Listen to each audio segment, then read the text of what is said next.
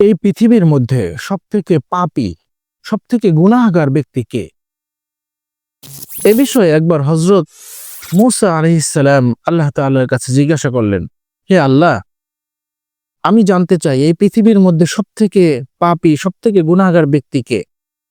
হযরত মূসা আলাইহিস সালাতু ওয়াস সালাম সম্পর্কে আপনারা জানেন, তিনি আল্লাহ তাআলার সাথে কথা বলতেন তুর পাহাড়ে গিয়ে। এজন্যই তাকে কালিমুল্লাহ, মূসা কালিমুল্লাহ বলা হয়। আল্লাহ তাআলার কাছে তিনি বললেন, হে আল্লাহ, পৃথিবীর মধ্যে সবথেকে পাপী বা গুনাহগার ব্যক্তিকে আমি তাকে দেখতে চাই। আল্লাহ তাআলা বললেন, ও আমার নবী মূসা, পৃথিবীর মধ্যে সবথেকে পাপী ব্যক্তিকে তুমি যদি দেখতে চাও, তাহলে তুমি যাও ওই জঙ্গলের নিকটে যাও। একটা জঙ্গলের কথা বললেন, অমুক জঙ্গলের কাছে যাও তুমি। আল্লাহর নবী মূসা তিনি সেই জঙ্গলের কাছে গেলেন। সেখানে গিয়ে আল্লাহ তাআলা বললেন, এই জায়গায় তুমি তোমার হাত দিয়ে একটি রেখা টানো, একটি দাগ আঁকতে বললেন। আল্লাহর কথা মতো মূসা আলাইহিস সালাম তিনি একটি জঙ্গলের সামনে যেখানে রাস্তা ছিল সেখানে একটি দাগ টানলেন, মাটির মধ্যে একটি দাগ টেনে দিলেন। এরপরে আল্লাহ তাআলা বললেন, তোমার এই দাগ সর্বপ্রথম যে অতিক্রম করবে, এই দাগকে ছাড়িয়ে সর্বপ্রথম যিনি যাবেন, তিনি হলেন পৃথিবীর মধ্যে সব থেকে গুনাহগার ব্যক্তি, তিনি হলেন পৃথিবীর মধ্যে সব থেকে পাপী ব্যক্তি। এবার আল্লাহর নবী মূসা তিনি বসে বসে অপেক্ষা করতে লাগলেন যে সর্বপ্রথম কোন ব্যক্তি যায়, তাকে দেখার আমার খুবই আশা যে গুনাহগার ব্যক্তি কে। অপেক্ষা করতে করতে করতে করতে এক সময় আল্লাহর নবীর অপেক্ষা শেষ হলো। এক ব্যক্তি আসলো, তার কাঁধে একটি ছোট্ট সন্তান নিয়ে। তিনি এসে সর্বপ্রথম ওই দাগকে তিনি অতিক্রম করলেন। আল্লাহর নবী বুঝতে পারলেন যে ইনি হলেন পৃথিবীর মধ্যে সব থেকে গুনাহগার, সব থেকে পাপী ব্যক্তি। এবার আল্লাহর নবী আল্লাহ তাআলার কাছে আরজ করলেন, হে আল্লাহ, আমি তো আপনার কাছে পৃথিবীর মধ্যে সব থেকে গুনাহগার ব্যক্তিকে এটা জানতে চেয়েছিলাম। এবার আল্লাহ, আপনি আমাকে সব থেকে বেশি নেককার, সব থেকে সওয়াবের দিক থেকে যার কোনো গুনাহ নেই এমন ব্যক্তিকে আপনি আমাকে দেখান। আল্লাহ তাআলা বলেন, আচ্ছা ঠিক আছে, তোমাকে সেটাও দেখাবো। তুমি এই যে দাগ টেনেছো, এই দাগের এখানেই বসে থাকো। এই দাগের এখান থেকে সর্বপ্রথম যেই ব্যক্তি আবার এটাকে ছাড়িয়ে যাবে, এটাকে আবার অতিক্রম করবে, সেই ব্যক্তি হলো পৃথিবীর মধ্যে থেকে সব থেকে নেককার ব্যক্তি, সব থেকে ভালো মানুষ, যার কোনো গুনাহ নেই এমন ব্যক্তি পৃথিবীর মধ্যে। তো হযরত মূসা আলাইহিস সালাতু ওয়াস সালাম সেখানে বসে অপেক্ষা করতে লাগলেন যে সর্বপ্রথম কে আবার এখান থেকে যায়। একজন তো আমি যে এখান থেকে অতিক্রম করেছে আমি তো পেয়েছি, তিনি হলেন সব থেকে গুনাহগার, এবং এটা কি সর্বপ্রথম আবার যে অতিক্রম করবে তিনি হলেন সব থেকে নেককার। তো আল্লাহ নবী অপেক্ষা করতেছেন। অপেক্ষা করতে করতে করতে করতে প্রায় সন্ধ্যা হয়ে গিয়েছে। এমন সময় আবার যেই ব্যক্তি সকালবেলা ওই দাগকে অতিক্রম করে গিয়েছিল তার কাঁধে একটি সন্তান নিয়ে, কাঁধে একটি ছেলে নিয়ে, ওই ব্যক্তি আবার উল্টা দিক থেকে এসে আবার সেই দাগকে অতিক্রম করলো।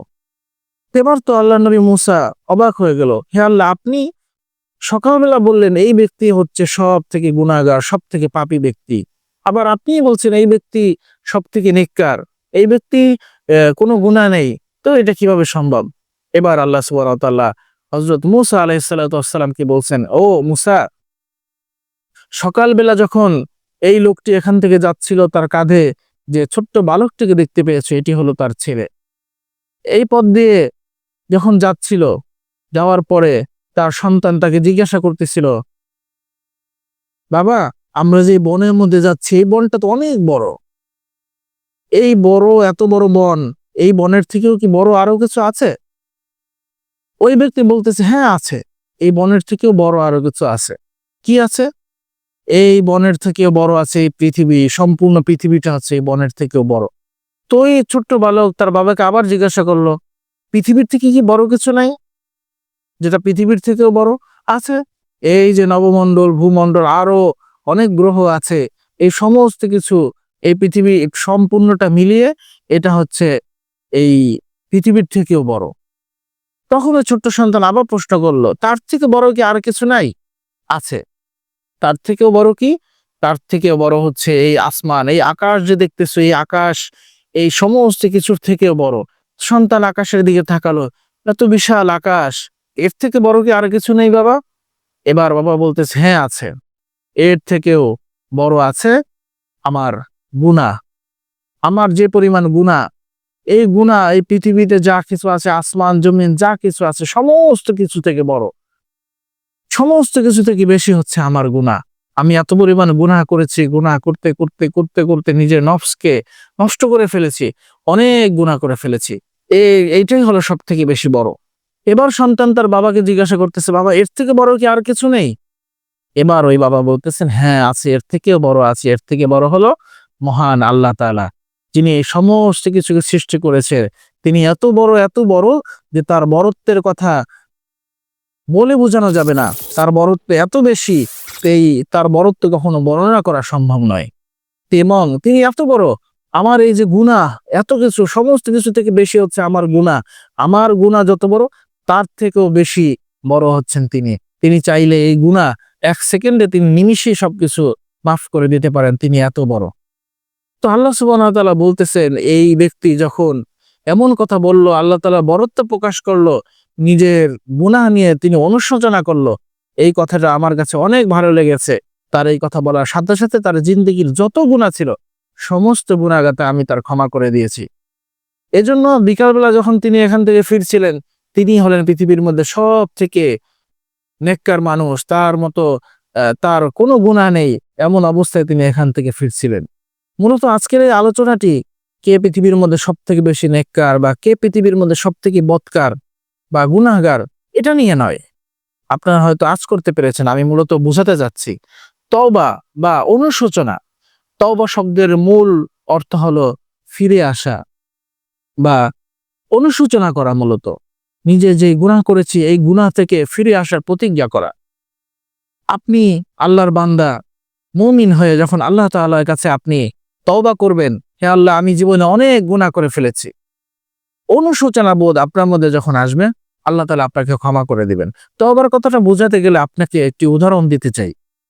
ধরেন কোনো মা রান্না করতেছিল, পাতিলের মধ্যে গরম তেল, এমন সময় মায়ের ফোন চলে আসলো। এই গরম তেল, পাতিলের মধ্যে তেল টকবক করে ফুটছে, এমন অবস্থায় এই পাতিল ভর্তি তেল রেখে তিনি তার ফোনে কথা বলার জন্য, যেহেতু ফোন এসেছে, ফোনে কথা বলার জন্য চলে গেলেন। ওদিকে বসে সে কথা বলতেছেন। এদিক থেকে তার ঘরে ছোট্ট সন্তান, যে ভালোভাবে হাঁটতে পারে না, হামাগুড়ি দিয়ে দিয়ে আসলো, এসে পাতিলের মধ্যে দেখছে তেল টকবক করে ফুটছে। সে তো গরম বোঝে না, ঠান্ডা বোঝে না। সে ওই তেল নিয়ে খেলা করতে গিয়ে সে তেলের জ্বলন্ত ফুটন্ত তেলের মধ্যে সে পড়ে তার সমস্ত শরীর ভস্ম হয়ে গেল এবং সেখানেই সেই সন্তান মারা গেল। মা তো এদিকে ফোনে কথা বলতেছে। এই মা যখন ফোনে কথা বলা শেষ করে আসলো, রান্নাঘরে এসে দেখলো যে তার সন্তান এভাবে তেলের মধ্যে পড়ে তার সন্তান মারা গিয়েছে, তার সন্তানের সমস্ত শরীর জলে পুড়ে ছারখার হয়ে গিয়েছে। এই জিনিসটা দেখার পরে ওই মায়ের অন্তরের মধ্যে যে একটা দুঃখ, একটা যে কষ্ট আসে, হায় আমি কি করলাম। এই যে অনুশোচনা, এই অনুশোচনার নামটাই হচ্ছে তওবা। এই যে অন্তরের মধ্যে থেকে আমি কি করলাম, এই মা জীবনে কোনোদিন এভাবে ফুটন্ত গরম তেল, যে ঘরে সন্তান আছে, এমন তার সন্তান থাকা অবস্থায় এভাবে ফুটন্ত গরম তেলকে এভাবে রান্নায় রেখে সে আর কোনোদিন এভাবে ঘর থেকে বের হবে না। এই যে তার অন্তরের মধ্যে অনুশোচনা চলে আসলো, ফুটন্ত গরম তেল দেখলেই তার ওই সন্তান যে পুড়ে মরে গিয়েছিল, এই কথা তার মনে আসবে। সে এমন কাজ আর দ্বিতীয়বার করবে না। এটার নামই হচ্ছে তওবা। অন্তরের মধ্যে থেকে একটা অনুশোচনা, আমি কি করে ফেললাম, আমি গুনাহ করে ফেলেছি, আল্লাহ কি আমার এই গুনাহ ক্ষমা করবে? এই ক্ষমা চেয়ে আল্লাহ তাআলার কাছে ক্ষমা চাওয়া, এই যে অনুশোচনা, এটার নামই হচ্ছে তওবা। যে আমরা আল্লাহ তাআলার কাছে বলি, হে আল্লাহ আমি গুনাহ করে ফেলেছি, মারাত্মক গুনাহ করে ফেলেছি, আমি আপনার কাছে ক্ষমা চাচ্ছি। আল্লাহ তাআলা কোরআনের মধ্যেও বলে দিয়েছেন এই দোয়া করার জন্য বান্দাকে, রব্বানা যালামনা আনফুসানা ওয়া ইল্লাম তাগফির লানা ওয়া তারহামনা লানাকুনান্না মিনাল খাসিরিন। হে আমার রব, হে আমার সৃষ্টিকর্তা, যালামনা, আমি আমার নিজের উপরে জুলুম করেছি, যে কাজটা আমার করা উচিত ছিল না, এমন কাজ আমি করে ফেলেছি। আনফুসানা, আমার নিজের উপরে জুলুম করেছি। ওয়া ইল্লাম তাগফির লানা ওয়া তারহামনা লানাকুনান্না মিনাল খাসিরিন। আপনি যদি ক্ষমা না করেন, আপনি যদি রহমত আমার উপরে বর্ষিত না করেন, রহম না করেন, তাহলে আমি হতভাগাদের অন্তর্ভুক্ত হয়ে যাব, আমি দুর্ভাগাদের অন্তর্ভুক্ত হয়ে যাব। তো এইভাবে আল্লাহ তাআলার কাছে ক্ষমা চাইতে হবে। আমার ভাই, আমরা জীবনে অনেক গুনাহ করে ফেলি, আমাদের প্রতিটা কাজ, প্রতিটা রন্ধে রন্ধে আমরা যদি চেক করি, একবার সারাদিন যত কাজ করে আসার পরে আপনি রাতের বেলা ঘুমানোর আগে যদি একটু অনুভব করার চেষ্টা করেন, একটু চিন্তা করেন, দেখবেন প্রতিটা কাজে, প্রতিটা সেকেন্ডে সেকেন্ডে আপনার গুনাহে ভরপুর। এত গুনাহ নিয়ে আল্লাহ তাআলার কাছে কিভাবে সামনে দাঁড়াবেন? এই চিন্তা করে আপনি যদি আল্লাহ তাআলার কাছে তওবা করেন, আল্লাহ তাআলা ক্ষমা করার জন্যই বসে আছেন। বান্দাকে যখন তিনি সৃষ্টি করলেন, শয়তানের সাথে চ্যালেঞ্জ হলো। শয়তান বলল, তোমার বান্দাদেরকে আমি এই জাহান্নামের আগুনের মধ্যে কিভাবে ফালানো যায় সেই চেষ্টা করব। আর আল্লাহ তাআলা বললেন, হ্যাঁ, তুমি যতজনকে তুমি জাহান্নামের দিকে নিয়ে যাবে আমি ততজনকে ক্ষমা করে দেব। আমার বান্দা শুধু আমার কাছে ক্ষমা চাইবে আর আমি ক্ষমা করে দিব। তো আল্লাহ তাআলার কাছে চাইতে হবে, তওবা করতে হবে। জীবনের ছোট ছোট সগীরা গুনাহ আল্লাহ তাআলা বান্দাদের সগীরা ছোট ছোট গুনাহগুলো আল্লাহ তাআলা ক্ষমা করতেই থাকেন। ভালো কাজের দ্বারা আপনি কাউকে সালাম দিলেন, তার সাথে হেসে কথা বললেন, এর দ্বারা আল্লাহ আপনার সমস্ত ছোট ছোট গুনাহগুলোকে ক্ষমা করে দেন। আশ্চর্যজনক বিষয় হলো, এমনও রয়েছে যে কোরআন যখন আপনি তেলাওয়াত করবেন, কোরআন তেলাওয়াত করতে করতে গিয়ে সামান্য এক জায়গায় আপনি যদি অক্ফ করেন, থামলেন, এই থামার কারণে আপনার সগীরা গুনাহ সমূহ মাফ হয়ে যাবে। তেমন আছে কোরআনের মধ্যে দেখবেন আপনারা যখন তেলাওয়াত করবেন, বিভিন্ন জায়গায় আয়াতের মাঝখানে ছোট ছোট ত লেখা আছে, লাম আলিফ লেখা আছে, মিম লেখা আছে, এই যে এইভাবে কিছু কিছু লেখা থাকে। এর মধ্যে দেখবেন কিছু কিছু জায়গায় লেখা আছে ওয়াইন। যেই জায়গায় ওয়াইন লেখা আছে, এখানে পড়তে পড়তে এসে যদি আপনি থামেন, এটাকে বলা হয় ওয়াকফে গুফরান। আপনি পড়তে পড়তে এসে যদি এখানে থামেন, আপনার সগীরা গুনাহ সমূহ মাফ হয়ে যাবে। তো আল্লাহ তাআলা ছোট ছোট গুনাহ সবসময় ছোট ছোট ভালো ভালো কাজের দ্বারা এই ছোট গুনাহকে আল্লাহ তাআলা ক্ষমা করে দেন। কিন্তু যেগুলো বড় গুনাহ রয়েছে, এগুলোর জন্য আল্লাহ তাআলার কাছে অবশ্যই তওবা করতে হবে। আর তওবা করলে আল্লাহ তাআলা ক্ষমা করে দিবেন। এজন্য ভাই, আল্লাহ তাআলার কাছে তওবা করুন। আল্লাহ তাআলার কাছে আসুন, আমরা সবাই মিলে তওবা করি, একটা সুন্দর পৃথিবী করি। আল্লাহ তাআলার কাছে ক্ষমা চাইলেই আল্লাহ তাআলা ক্ষমা করবেন। আর আপনি যদি আল্লাহ তাআলার কাছ থেকে সব গুনাহের ক্ষমা পেতে পারেন, নিজের অন্তরের মধ্যে যে কি একটা প্রশান্তি আসবে, নিজের ইবাদতের মধ্যে যে কি একটা প্রশান্তি আসবে, আপনি সেটা অনুভব করতে পারবেন, হতে পারবেন। আমরা সবাই তওবার মাধ্যমে হতে পারি একজন জান্নাতি মানুষ। আল্লাহ আমাদের সকল ইবাদতগুলোকে কবুল করুক এবং ইখলাসের সাথে, নেক নিয়তে এবং সকল ইবাদতগুলোকে একনিষ্ঠতার সাথে করার তৌফিক দান করুন। আমিন। আসসালামু আলাইকুম ওয়া রাহমাতুল্লাহি ওয়া বারাকাতুহু।